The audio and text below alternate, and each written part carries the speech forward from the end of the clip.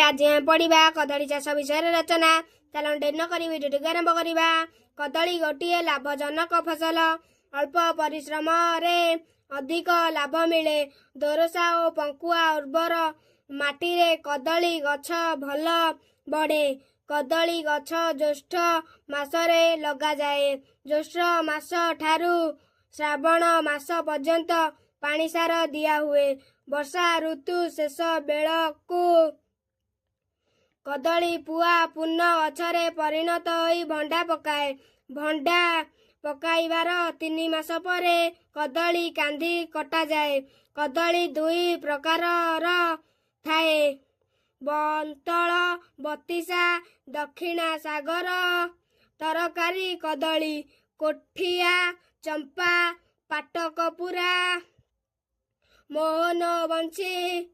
कदली गुड़िक पाचिला रूपे खिया जाए। कदली भंडा पटका पत्र सबु आम कामरे लागे।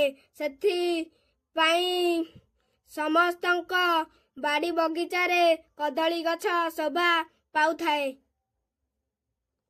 भिडियोटी शेष पर्यंत देखिथिबारु धन्यवाद।